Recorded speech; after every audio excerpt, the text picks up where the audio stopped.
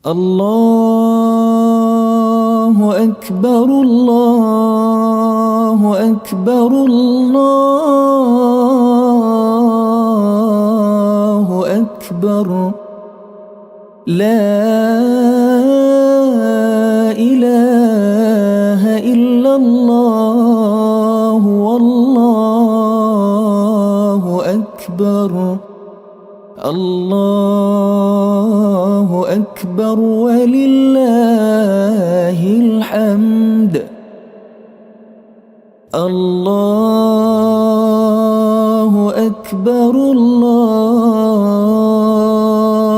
أكبر الله أكبر لا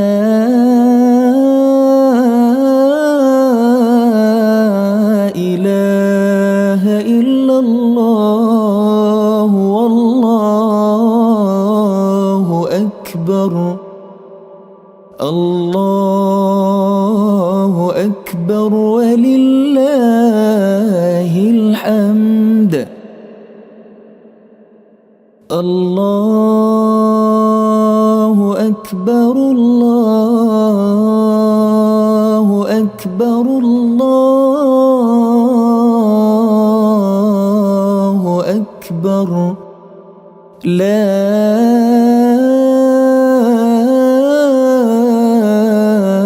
إله إلا الله والله أكبر الله أكبر ولله الحمد. Kita sebagai umat Islam, di mana kedudukan kita di antara atau dari bagian kehidupan Nabi Ibrahim alaihissalam, Allah Subhanahu wa taala memperingatkan kepada kita, ya ayyuhalladzina amanu la tulhikum amwalukum wala auladukum an dzikrillah wa may yaf'al dzalika fa ulaika humul khasirun. Wahai orang-orang yang beriman, jangan sampai anak-anakmu, harta-harta yang kau miliki melalaikanmu daripada jalan Allah Subhanahu wa taala. Mengingat Allah Subhanahu wa taala, wa may yaf'al dzalika fa ulaika humul khasirun. Siapa yang melakukan hal sedemikian, maka merekalah orang-orang yang benar-benar rugi. Jangan sampai amanah yang kita pikul menjadikan kita daripada semakin jauh daripada jalan kebenaran. Jangan sampai jabatan yang kita sandang menjadikan kita sebagai orang yang selalu berbongkar diri dan semakin jauh daripada orang-orang yang berada di sekitar kita. Jangan sampai segala sesuatu apapun yang berbau keduniawian menjadikan kita semakin jauh daripada kebenaran. Ini yang harus kita petik jalan pertama daripada peringatan Hari Raya Idul Kurban ini. Mudah-mudahan kurban yang kita laksanakan tersebut adalah mewakili daripada cita-cita pertama ini. Allahu Akbar, Allahu Akbar, Allahu Akbar walillahil hamd. La ilaha illallah wallahu akbar. Allahu akbar walillahil hamd. Allahu akbar, Allahu akbar, Allahu akbar. La ilaha illallah wallahu akbar.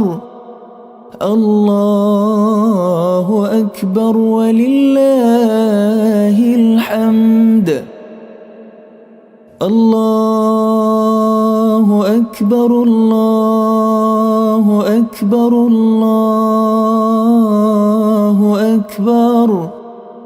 La ilaha illallah wallahu akbar.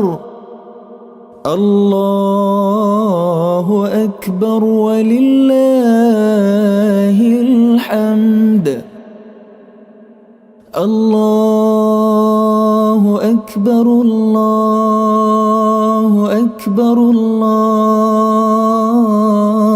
أكبر لا إله إلا الله والله أكبر الله أكبر ولله الحمد الله أكبر كبيرا والحمد لله كثيرا وسبحان الله بكرة وأصيلا وصلى الله على سيدنا محمد